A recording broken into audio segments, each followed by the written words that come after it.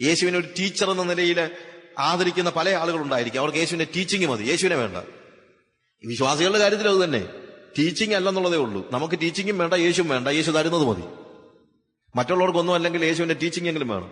വിശ്വാസികൾക്ക് വന്ന് യേശുവും വേണ്ട, യേശുവിന്റെ ടീച്ചിങ്ങും വേണ്ട, പിന്നെന്ത് മതി? അവൻ വല്ലതും തരുന്നതുണ്ടെങ്കിൽ അതും വാങ്ങിച്ചുകൊണ്ട് യേശുവിനൊരു സാന്റാക്ലോസിനെ പോലെയാണ് നമ്മളിത് പരിചയപ്പെടുത്തുന്നത്. സാന്റാക്ലോസിന്റെ പ്രത്യേകത ഉണ്ടല്ലോ, അവന്റെ ഉടുപ്പിനൊരു 50 പോക്കറ്റ് കാണും. 50 പോക്കറ്റിൽ ഓരോ സമ്മാനം കാണും. കാണുന്ന പിള്ളേർക്കെല്ലാം എങ്ങനെയുള്ള പിള്ളേരാണെങ്കിലും കുഴപ്പമില്ല, സമ്മാനം കിട്ടും.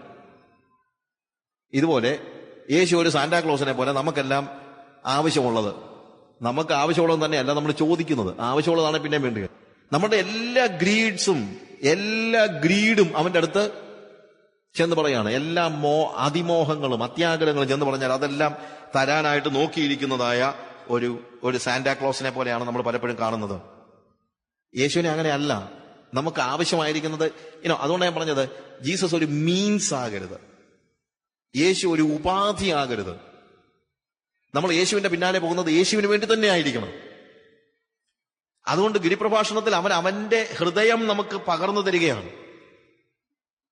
എനിക്ക് ആവശ്യമുള്ള സാധനങ്ങൾ തരികയും, ഓഫ് കോഴ്സ് ഇന്നത്തെ ഒരു വലിയ പ്രശ്നം ഇതാണ്, ആളുകൾ എല്ലാവരെയും മറ്റുള്ളവരെ നമ്മൾ കാണുന്ന ഒരു മീൻസ് എന്നുള്ള നിലയിലാണ്. ഇതൊരു ബിസിനസ് സംസ്കാരമാണ് നമ്മുടേത്. ബിസിനസ്സിനകത്ത് ആകെപ്പാടെ മനുഷ്യൻ ഒറ്റ ചോദ്യം ചോദിക്കുന്നുള്ളൂ, വാട്ട് ഐ വിൽ ഗെറ്റ്, എനിക്കെന്തോ കിട്ടും. ഇന്ന് മീറ്റിങ്ങിന് പോയാലും നമ്മൾ ചോദിക്കുന്നതാ, എനിക്കെന്തോ കിട്ടും. യോഗത്തിന് പോയാലും ഉപവാസം എടുത്താലും ഉപവാസം എടുക്കുമ്പോൾ ചോദിക്കുന്നത്, എന്തിനായിരുന്നു ഉപവാസം? എന്തിനാണെന്ന് ചോദിച്ചാൽ എന്താ അർത്ഥം? ഏതാണ്ട് കിട്ടാൻ വേണ്ടിയാണെന്നല്ലേ എന്തിനാണെന്ന് ചോദിച്ചാൽ ഉപവാസം. എന്തോ കിട്ടാന്? മോന്റെ ക്ലാസ് പരീക്ഷയായിരുന്നു എന്ന് പറയും. ക്ലാസ് പരീക്ഷയ്ക്ക് അവന് ഫസ്റ്റ് റാങ്ക് കിട്ടണം, അതിനാ ഉപവാസം. ദൈവത്തെ മാനിപ്പുലേറ്റ് ചെയ്ത് എന്തെങ്കിലും കാര്യം സാധിക്കാൻ വേണ്ടി കഴിയുന്നത് നമ്മുടെ സംസ്കാരം അതായിപ്പോയി. ഇതൊരു ബിസിനസ് സംസ്കാരമായി പോയി. അത് ലോകത്തിന്റെ സംസ്കാരമാണ്. അത് സഭയ്ക്കുള്ളിലേക്ക് കൊണ്ടുവരരുത്. സഭയിൽ നമുക്ക് ആവശ്യമായിരിക്കുന്നത് യേശുവിനെയാണ്. എനിക്ക് ആവശ്യമായിരിക്കുന്നത് യേശുവിനെയാണ്. അല്ലാതെ യേശു തരുന്ന കാര്യങ്ങൾ വാങ്ങിച്ചിട്ട് സാന്റാക്ലോസിന്റെ പ്രശ്നം അതാ. സാന്റാക്ലോസ് 50 പോക്കറ്റിനകത്തുനിന്ന് സമ്മാനം എടുത്തു കൊടുക്കും. സമ്മാനം വാങ്ങിച്ചുകൊണ്ട് പിള്ളേരുടെ വീട്ടിലും പോകും, സാന്റാക്ലോസിന്റെ വീട്ടിലും പോകും. ഇതുപോലെ യേശു തരുന്നതൊക്കെ വാങ്ങിച്ചുകൊണ്ട് നമ്മൾ നമ്മുടെ വീട്ടിൽ പോരും, യേശുവിന്റെ വീട്ടിലും പോകും. യേശുവിനെ കൊണ്ടുപോകത്തില്ല നമ്മള്. പക്ഷെ വാസ്തവത്തിൽ ആവശ്യമായിരിക്കുന്നത് ഇന്ന് യേശുവിനെ ഒരു മീൻസ് ആക്കുന്നതിന് പകരം യേശുവിനെ കൊണ്ട് വീട്ടിൽ പോവുകയാണ്. എനിക്ക് യേശുവിനെ വേണമെന്ന് പറയുകയാണ്. That is what is needed. അപ്പോഴ് നമ്മൾ മുന്നോട്ട് പോകുമ്പോൾ നമ്മൾ മനസ്സിലാക്കുന്നത്, know Jesus before you start knowing the teachings of Jesus. യേശുവിന്റെ ഉപദേശങ്ങൾ പഠിക്കുന്നതിന് മുമ്പ് നമ്മൾ യേശുവിനെ അറിയുക. യേശുവിനെ അറിയുക എന്ന് പറയുമ്പോൾ ഇവിടെ മത്തായി അതിന്റെ ഒരു നല്ല യേശുവിനെ വിമോചകനായി അറിയുക, രക്ഷകനായി അറിയുക. യേശുവിനെ രക്ഷകനായി തിരിച്ചറിയാത്ത ഒരാൾക്കും യേശുവിനെ മനസ്സിലാക്കാൻ കഴിഞ്ഞിട്ടില്ല. ഇന്ന് പല മെസ്സേജസിലും യേശു രക്ഷകനാണ്.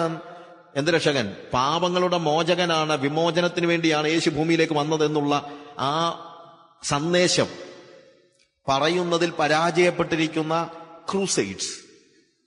വാസ്തവത്തിൽ അവർ പ്രസംഗിക്കുന്നത് മറ്റൊരു സുവിശേഷമാണ്. പോൾ പറയുന്നത്, ഞാൻ നിങ്ങളുടെ മധ്യത്തിൽ ഇരുന്നപ്പോൾ ക്രൂശിക്കപ്പെട്ടവനായ യേശുവിനെ അല്ലാതെ മറ്റൊന്നും അറിയാത്തവനായി നിങ്ങളുടെ അടുക്കൽ ഇരിപ്പാൻ ഞാൻ ആഗ്രഹിച്ചു. ഇന്ന് ക്രൂശിക്കപ്പെട്ടവനായ യേശുവിനെ അല്ലാതെ മറ്റെല്ലാം അറിയാവുന്നവരാണ് നമ്മുടെ പ്രസംഗകർ. പോൾ അങ്ങനെയല്ല, ക്രൂശിക്കപ്പെട്ടവനായ യേശുവിനെ അല്ലാതെ മറ്റൊന്നും അറിയാത്തവനായി. നമ്മളതല്ല, ക്രൂശിക്കപ്പെട്ടവനായ യേശുവിനെ മാത്രം അറിയത്തില്ല, ബാക്കി എല്ലാം അറിയാം. അത് വേറൊരു സുവിശേഷമാണ്. യേശുവിന്റെ ക്രൂശ് പ്രസംഗിക്കാത്ത സുവിശേഷമല്ല. അതുകൊണ്ടാണ് പോൾ പറയുന്നത്, ഞങ്ങളോ ക്രൂശിക്കപ്പെട്ടവനായ യേശുവിനെ പ്രസംഗിക്കുന്നു. യഹൂദന്മാർ അടയാളം അന്വേഷിക്കുന്നു, യവനന്മാർ ജ്ഞാനം അന്വേഷിക്കുന്നു. അവർ ചോദിക്കുന്നത് കൊടുക്കാനല്ല ഞങ്ങൾ വന്നിരിക്കുന്നതാണ് പോൾ പറഞ്ഞത്. യഹൂദന്മാരുടെ ഇടയിൽ അടയാളം കാണിക്കാൻ പോൾ തയ്യാറല്ലായിരുന്നു. കാര്യം അവരെന്താ നോക്കിയിരുന്നത്? അടയാളം അന്വേഷിച്ചു. യവനന്മാരുടെ അടുക്കൽ ജ്ഞാനം പറഞ്ഞുകൊണ്ട് ചെല്ലാൻ പോൾ തയ്യാറല്ലായിരുന്നു. അതുകൊണ്ടാണ് ഫസ്റ്റ് കൊരിന്ത്യൻസിൽ പോൾ പറയുന്നത്, ഞാൻ നിങ്ങളുടെ അടുക്കൽ ഇരുന്നപ്പോൾ ഭയത്തോടും വിറയലോടും കൂടെ ആയിരുന്നു. എന്തുകൊണ്ടാ? നിങ്ങൾ ഭയങ്കര ജ്ഞാനികളായ ആളുകളാണ്. ഞാൻ ചിലപ്പോൾ പറയും, അതിപ്പോൾ നമുക്കെല്ലാം ഉണ്ട്. അറിവുള്ളടത്ത് എന്ന് പ്രസംഗിക്കുമ്പം ഒരു വിറയില്ലേ, നമ്മൾ വല്ല അബദ്ധമോ വല്ലതും പറഞ്ഞാലോ എന്നുള്ള ഒരു പേടി. പക്ഷെ പോളിന്റെ പേടി നേരെ തിരിച്ചായിരുന്നു. നിങ്ങൾ ഭയങ്കര ജ്ഞാനികളായ ആളുകളാ, അതുകൊണ്ട് നിങ്ങളുടെ അടുത്ത് വരുമ്പോൾ ഞാൻ അറിയാതെ കാണാൻ പഴയ ജ്ഞാനം വല്ലതും ഉപയോഗിച്ചാലോ എന്നായിരുന്നു എന്റെ പേടി. എന്റെ അറിവ് വല്ലതും വിളമ്പുമോ എന്നൊരു പേടി എനിക്കുണ്ടായിരുന്നു. അതിനകത്ത് എന്താ പ്രശ്നമെന്ന് നമ്മൾ ചോദിച്ചേക്കാം. നമ്മളങ്ങനെയാണല്ലോ, അറിവുള്ളവരുടെ അടുത്ത് അറിവ് പ്രസംഗിക്കും, ഇല്ലേ? പക്ഷെ പോൾ പറഞ്ഞത് അറിവുള്ളവന്റെ അടുത്ത് ഞാൻ അറിവ് പ്രസംഗിക്കത്തില്ല. എന്തുകൊണ്ട്? കാരണം നിങ്ങളുടെ വിശ്വാസത്തിന്റെ ആധാരം മനുഷ്യന്റെ ജ്ഞാനമല്ല, ദൈവത്തിന്റെ ശക്തി തന്നെ ആധാരമായിരിക്കേണ്ടതിന് ഞാൻ നിങ്ങളുടെ മധ്യത്തിൽ ഇരുന്നപ്പോൾ ക്രൂശിക്കപ്പെട്ടവനായ യേശുവിനെ അല്ലാതെ മറ്റൊന്നും അറിയാത്തവനായി നിങ്ങളുടെ മധ്യത്തിൽ ഇരിപ്പാൻ ഞാൻ ആഗ്രഹിച്ചു. യവനന്മാർ ജ്ഞാനമാണ് അന്വേഷിക്കുന്നത്, യഹൂദന്മാർ അടയാളമാണ് അന്വേഷിക്കുന്നത്. യേശുവിന്റെ പരസ്യ ശുശ്രൂഷ കാലയളവ് നിങ്ങൾ നോക്കുമ്പോൾ ഒന്ന് ആലോചിച്ച് നോക്കണം. ചില സ്ഥലങ്ങളിലൊക്കെ ചെന്നിട്ട് കർത്താവ് അവൻ അത്ഭുതങ്ങൾ ചെയ്തിട്ട് എല്ലാവരോടും പോയി പറയാൻ പറഞ്ഞു. പക്ഷെ ചില സ്ഥലത്ത് ചെല്ലുമ്പോൾ അവൻ എന്താ പറയുന്നു? ഇതാരോടും പറയരുത്. നിങ്ങൾ ആ വേദഭാഗം അതിന്റെ ജോഗ്രഫി പഠിച്ചു നോക്കിയാൽ അറിയാം. ആരോടും പറയരുത് എന്ന് പറഞ്ഞത് അവൻ യഹൂദന്മാരുടെ ഇടയിലായിരുന്നപ്പോഴാ. എല്ലാവരോടും പോയി പറയാൻ പറഞ്ഞത് അവൻ ജാതികളുടെ ഇടയിലായിരുന്നപ്പോഴാ. കാരണം യഹൂദന്മാരുടെ ഇടയിൽ അടയാളം പ്രവർത്തിക്കുന്ന മശിഹയായി അത്ഭുതം കാണിക്കുന്നവനായി ചെല്ലാൻ യേശു കർത്താവ് ആഗ്രഹിച്ചില്ല. അവന്റെ മനസ്സലിവ് കൊണ്ട് വല്ലപ്പോഴുമൊക്കെ അവൻ അത്ഭുതം പ്രവർത്തിച്ചിട്ടുണ്ടെങ്കിലും ഒരു മിറക്കിൾ വർക്കറായിട്ട് യഹൂദന്മാരുടെ ഇടയിൽ അറിയപ്പെടുവാൻ യേശു കർത്താവ് ആഗ്രഹിച്ചില്ല. അങ്ങനെ അറിയപ്പെടാനുള്ള ഏത് സാധ്യതയെയും കർത്താവ് തള്ളിക്കളയുകയാണ്. നമ്മൾ യോഹന്നാന്റെ സുവിശേഷത്തിൽ ലാസറിനെ ഉയിർപ്പിച്ചതിന് ശേഷം നടക്കുന്ന ഒരു കാര്യമുണ്ട്. യവനന്മാരായ ആളുകൾ വന്ന് ഫിലിപ്പോസിനോടൊന്ന് പറയാം, യജമാനെ ഞങ്ങൾക്ക് യേശുവിനെ കാണാൻ ആഗ്രഹമുണ്ട്. യേശു പോയില്ല. എന്തുകൊണ്ട് പോയില്ല? കാര്യം അവര് വന്നത് ലാസറിനെ ഉയിർപ്പിച്ച യേശുവിനെ കാണാനാണ്. യേശു പറയാണ്, മനുഷ്യപുത്രൻ തേജസ്കരിക്കപ്പെടുവാനുള്ള നാഴിക വന്നിരിക്കുന്നു. ഗോതമ്പ് മണി നിലത്ത് വീണ് ചാകുന്നില്ല എങ്കിൽ തനിയെ ഇരിക്കുന്നു, ചത്തുവെങ്കിലോ വളരെ വിളവുണ്ടാകും. കർത്താവ് പറയാ, ഇപ്പോ അവര് വന്നത് ആരെ കാണാനാ? ലാസറിനെ ഉയിർപ്പിച്ച യേശുവിനെ കാണാനാ. പക്ഷേ ലാസറിനെ ഉയിർപ്പിച്ച യേശുവായി യവനന്മാരുടെ അടുത്തേക്ക് ചെല്ലാൻ എനിക്ക് ആഗ്രഹമില്ല. ഞാൻ ചെല്ലുന്നത് മരിച്ചുയർത്തവനായ യേശുവായിട്ട് ചെല്ലാനാ ഞാൻ ആഗ്രഹിക്കുന്നതെന്നാണ്. മനുഷ്യപുത്രൻ തേജസ്കരിക്കപ്പെടാനുള്ള നാഴിക വന്നിരിക്കുന്നു. ഗോതമ്പോണി നിലത്ത് വീണ് ചാകുന്നില്ലെങ്കിൽ തനിയെ ഇരിക്കുന്നു. ഞാൻ ചെല്ലും, ഞാൻ അറിയും. യവനന്മാരുടെ ഇടയിൽ ഞാൻ ചെല്ലുന്നത് ക്രൂശിക്കപ്പെട്ടവനായ യേശുവുമായിട്ടായിരിക്കും. ഇത് മനസ്സിലാക്കിക്കൊണ്ടാ പോൾ പറയുന്നത്, ഞങ്ങളോ അത്ഭുതം പ്രവർത്തിക്കുന്ന യേശുവുമായി നിങ്ങളുടെ അടുക്കൽ വരാനല്ല, ജ്ഞാനം പ്രസംഗിച്ചുകൊണ്ട് വരാനല്ല, ക്രൂശിക്കപ്പെട്ടവനായ യേശുവിനെ അല്ലാതെ മറ്റൊന്നും അറിയാത്തവനായി നിങ്ങളുടെ ഇടയിൽ ഇരിപ്പാൻ ഞാൻ ആഗ്രഹിച്ചു. കാര്യം യേശു അത്ഭുതം തേടി വന്ന യവനന്മാരെ, അല്ലെങ്കിൽ പ്രശസ്തനാകുവാൻ, നമ്മളൊക്കെ ആണെങ്കിൽ അങ്ങനെയുള്ള എബിലിറ്റി ഉണ്ടെങ്കിൽ എങ്ങനെയും പ്രശസ്തനാകാനാണ് നോക്കുന്നത്. കർത്താവ് പറഞ്ഞു, നോ, അങ്ങനെ പ്രശസ്തനാകാൻ എനിക്ക് ആഗ്രഹമില്ല. ഞാൻ അറിയപ്പെടുന്നത് ക്രൂശിക്കപ്പെട്ടവനായ യേശു എന്ന നിലയിലായിരിക്കണം. അത് മനസ്സിലാക്കിയിട്ട് പോൾ പറയണം, യെസ്, ഇപ്പം ഞാൻ വന്നിരിക്കുകയാണ് യേശുവുമായിട്ട് നിങ്ങളുടെ അടുത്ത്. ഒരിക്കലും ഓടിച്ചു വിട്ടതാ യവനന്മാരെ. പക്ഷെ ഇപ്പം ആ യേശു വന്നിരിക്കുകയാണ്. പക്ഷെ എങ്ങനെ വന്നിരിക്കുന്നത്? ക്രൂശിക്കപ്പെട്ട യേശുവായി. പ്രിയമുള്ളവരെ, ഇതാണ് യേശുവിനെ തിരിച്ചറിയുമ്പോൾ അവൻ ഒന്നാമത് നമ്മൾ മനസ്സിലാക്കേണ്ടത് വിമോചകനായി തിരിച്ചറിയണം.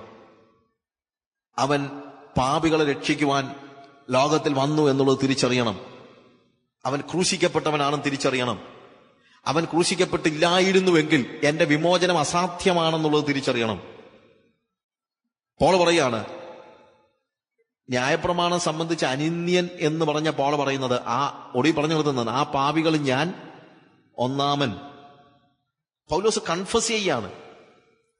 ആ പാപികളുടെ ഗണത്തിൽ പേരെഴുതി കഴിഞ്ഞാൽ ഒന്നാമത് വരേണ്ട പേര് എന്റെയാണ്. അതുകൊണ്ടായിരുന്നു എനിക്കൊരു രക്ഷകനെ ആവശ്യമായിരുന്നത്. അപ്പോൾ ഞാൻ പാപിയാണെന്നുള്ള തിരിച്ചറിവുണ്ടാകുമ്പോഴാണ് എനിക്കൊരു രക്ഷകൻ ആവശ്യമായിരിക്കുന്നത്. അല്ലെങ്കിൽ ആവശ്യമില്ലല്ലോ. If I am not a sinner, I do not need a redeemer. അപ്പോൾ യേശുവിനെ നമ്മൾ അറിയുമ്പോൾ ആദ്യം അറിയേണ്ട കാര്യം എന്താണ്? I am a sinner, so I need a redeemer. ഞാനൊരു പാപിയാണ്, അതുകൊണ്ട് എനിക്കൊരു വിമോചകനെ ആവശ്യമുണ്ട്. യേശുവിനെ വിമോചകനായി തിരിച്ചറിയണം. ഒരു രക്ഷകന്റെ ആവശ്യകത തിരിച്ചറിയാത്തവന് എങ്ങനെ യേശുവിനെ അറിയാൻ കഴിയുന്നത്? പാപത്തിൽ മരിക്കുന്നു, ഞാൻ നരകത്തിലേക്ക് കൂപ്പുകുത്തുന്നു എന്നുള്ള തിരിച്ചറിവുണ്ടാകുമ്പോൾ ആ നിസ്സഹായതയിൽ നിന്ന് ഞാൻ രക്ഷകനെ, യേശുവാകുന്ന രക്ഷകനെ തിരിച്ചറിയുകയാണ്. രണ്ടാമത്, വിമോചകനായി മാത്രമല്ല രാജാവായിട്ട് അറിയണം. രാജാവായി അറിയാന്ന് പറയുമ്പോൾ, കർത്താവ് നമ്മൾ പറയുമ്പോൾ, അതുകൊണ്ടാണ് എന്താണ് യേശുവിനെ കർത്താവ് എന്ന് വായി കൊണ്ട് ഏറ്റു പറയുക. അവന്റെ ലോർഡ്ഷിപ്പ്, ഹീസ് കിങ്. അവൻ രാജാവാണ്. അവൻ രാജാവാണെങ്കിൽ അവൻ എന്നെ ഭരിക്കണം. എന്നെ വീണ്ടെടുക്കുന്നവൻ മാത്രമല്ല, എന്നെ ഭരിക്കുന്നവനുമാണ് യേശു എന്നുള്ളത് ഞാൻ തിരിച്ചറിയണം. നമ്മളുടെ ഹൃദയത്തിലേക്ക് മാത്രം കർത്താവ് വന്നാൽ പോരാ. എന്ത് വേണം? നമ്മളുടെ ജീവിതത്തിലേക്ക് യേശു കർത്താവ് കടന്നു വരണം. എന്തിനാണെന്ന് അറിയാമോ? നമ്മുടെ ഹൃദയത്തിലിരുന്ന് ഭരിക്കുക മാത്രമല്ല, എന്റെ ജീവിതത്തിൽ അവൻ കയറി വന്ന് ഭരിക്കണം. അവൻ ഭരണകർത്താവാണെന്നുള്ളത് തിരിച്ചറിയണം. എനിക്ക് വളരെ ഇഷ്ടമുള്ളൊരു കോറസ് ഉണ്ട്. ചെറിയൊരു കോറസാണ്. Come into my heart, come into my life എന്ന് പറഞ്ഞ്. Come into my heart, come into my life. അതാണ് എനിക്ക് അതിനകത്ത് ഇഷ്ടം എന്ന് പറയുന്നത്.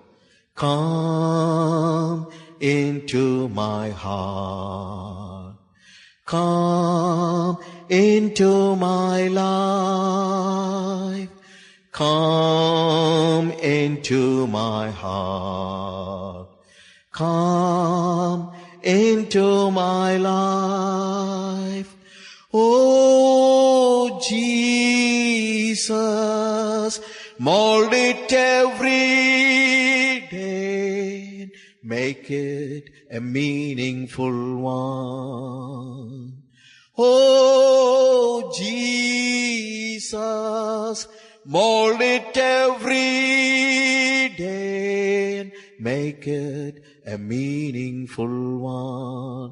Make it a meaningful one. My life. എങ്ങനെ? അവൻ റൂൾ ചെയ്യാൻ തുടങ്ങുമ്പോഴാണ്. അല്ലെങ്കിൽ അതിനൊരു മീനിങ്ങും ഇല്ല. അതുകൊണ്ട് യേശുവിനെ വിമോചകനായി തിരിച്ചറിയുക മാത്രമല്ല, അവനെ രാജാവായും തിരിച്ചറിയണം. വിമോചകനാക്കുമ്പോൾ നമ്മൾ അവന്റെ രാജ്യത്തിലേക്ക് പ്രവേശിക്കുകയാണ്. രാജാവാക്കുമ്പോൾ ദൈവരാജ്യത്തിൽ നിങ്ങൾ ജീവിക്കുകയാണ്. You understand the difference? അവനെ വിമോചകനാക്കുമ്പോൾ നമ്മൾ ദൈവരാജ്യത്തിലേക്ക് പ്രവേശിക്കുകയാണ്. അവനെ രാജാവാക്കുമ്പോൾ നമ്മൾ ദൈവരാജ്യത്തിൽ ജീവിക്കുകയാണ്. അവന്റെ കർത്തൃത്വം അംഗീകരിക്കുമ്പോൾ അപ്പോഴാണ് നമ്മൾ അവനെ രാജാവാക്കുന്നത്. പിന്നെ നമ്മൾ ജീവിക്കുന്ന അവന്റെ ഇഷ്ടത്തിന് വേണ്ടിയാണ്. അവന്റെ ഇഷ്ടം നമ്മുടെ ഇഷ്ടം. Because he is king, he is my Lord, he is my king. അവൻ വന്നത് എന്റെ ഹൃദയത്തിലേക്ക് മാത്രമല്ല, എന്റെ ജീവിതത്തിലേക്കാണ്. എന്റെ ജീവിതം പിന്നീട് അവന്റെ ഇഷ്ടം മാത്രമേ ഉള്ളൂ. അവൻ എങ്ങനെ ജീവിച്ചോ അങ്ങനെ ഞാൻ പിന്നെ ജീവിക്കത്തുള്ളൂ. വേറൊരു ജീവിത രീതി എനിക്കില്ല. അവൻ എങ്ങനെയുള്ള രാജാവായിരുന്നു, അവൻ എങ്ങനെയാണ് അവനെ തന്നെ നമുക്ക് വെളിപ്പെടുത്തി തന്നത്, നമുക്ക് പരിചയപ്പെടുത്തി തന്നത്, അല്ലെങ്കിൽ അവൻ എങ്ങനെയാണ് വെളിപ്പെട്ടത്? യേശുവിനെ സുവിശേഷകന്മാര് വെളിപ്പെടുത്തിയിരിക്കുന്നത് ദരിദ്രനും വീടില്ലാത്തവനും വിശക്കുന്നവനും ദാഹിക്കുന്നവനും തലകുനിഞ്ഞ് വെള്ളത്തിലിറങ്ങുന്നവനും എന്നാൽ പാപത്തോടെ ഒത്തുതീർപ്പില്ലാതെ അതിനോട് യാതൊരു കോംപ്രമൈസിലും പോകാത്തവനുമായിട്ടാണ്. അപ്പോൾ അവൻ രാജാവാണെങ്കിൽ അവന്റെ ഇഷ്ടം, അവന്റെ ജീവിതമാണ് എന്റെ ജീവിതം. ഞാനും എങ്ങനെയായിരിക്കും? ഞാനും ഇതുപോലൊക്കെ തന്നെ ആയിരിക്കും. ഞാനും യേശുവിനെ പോലെ തന്നെ ആയിരിക്കും. ബിക്കോസ് എന്റെ രാജാവിനപ്പുറത്ത് എനിക്ക് എന്താ ജീവിക്കാൻ പറ്റുന്നത്? എന്റെ രാജാവിനെ പോലെ ആയിരിക്കും ഞാനും ജീവിക്കുന്നത്. ആ രാജാവിന്റെ മാനിഫെസ്റ്റോയാണ് ഗിരിപ്രഭാഷണം. അവിടെ തുടങ്ങുന്നത് തന്നെ എങ്ങനെയാണെന്ന് അറിയാമോ? ആത്മാവിൽ ദരിദ്രരായവർ ഭാഗ്യവാന്മാർ എന്ന് പറഞ്ഞുകൊണ്ടാണ്. അവൻ നമ്മുടെ പാപങ്ങളെ മോചിച്ചെങ്കിൽ നമ്മൾ അവന്റെ രാജ്യത്തിലേക്ക് പ്രവേശിച്ചു. അവനാണ് രാജാവെങ്കിൽ ആ രാജാവിന്റെ രീതിയിൽ നമ്മൾ ജീവിച്ചു തുടങ്ങുകയാണ്. ആ രാജാവിന്റെ നീതിയാണ്, ഒന്നുകൂടെ കടത്തി പറഞ്ഞാൽ ആ രാജാവിന്റെ രീതിയാണ് ഗിരിപ്രഭാഷണം നമ്മൾ കാണുന്നത്. ഗിരിപ്രഭാഷണത്തിന്റെ അന്തസത്തയാണ് ശരിക്കും അതിലെ ആദ്യത്തെ അനുഗ്രഹീത വചനങ്ങൾ. ഇവിടെ യേശു അനുഗ്രഹീതർ എന്ന് വിളിക്കുന്ന ഭാഗം അത് നമ്മുടെ സ്വന്തമാണെങ്കിൽ, if we are blessed, it's not an easy thing, we are blessed. ആ ബ്ലസ്സഡ്നെസ്സിനെ കുറിച്ച് പറയുന്ന ബിയാറ്റിറ്റ്യൂഡ്സ് നമുക്ക് സ്വന്തമാണെങ്കിൽ ബാക്കിയുള്ള കാര്യങ്ങൾ ഈസിയാണ്. അല്ലെങ്കിൽ പ്രയാസമാണ്. അനുഗ്രഹ വചനങ്ങളിൽ ഒതുങ്ങി നിൽക്കുന്നതല്ല, അതിനുശേഷമാണ് കൽപ്പനകളൊക്കെ വരുന്നത്. ആ കൽപ്പനകൾ എനിക്ക് ഈസിയാണ്. എന്തായാൽ ഈ അവസ്ഥയിലേക്ക് ഞാൻ കടന്നു വരികയാണെങ്കിൽ, അപ്പോൾ ഇത് കൽപ്പനകൾ തുടങ്ങുന്നതിന് മുമ്പ് നമ്മുടെ അവസ്ഥ പറയുകയാണ്. അതിന്റെ ആ ഒരു series of proclamation without a narrative. Proclaim ചെയ്യുകയാണ്. Blessed are the poor, for theirs is the kingdom of God. അതിന്റെ ഫസ്റ്റ് പാർട്ട് എന്താണ്? It pronounces the blessedness. അതിന്റെ സെക്കൻഡ് പാർട്ടിൽ എന്താണ്? സെക്കൻഡ് ഹാഫിലൂടെ പറയാണ്, it tells what the blessing is. Blessed are the poor in spirit, for theirs is the kingdom of God. ആത്മാവിൽ ദരിദ്രരായവർ ഭാഗ്യവാന്മാർ, ദൈവരാജ്യം അവർക്കുള്ളത്. ആദ്യത്തേത് ഒരു പ്രൊക്ലമേഷനാണ്.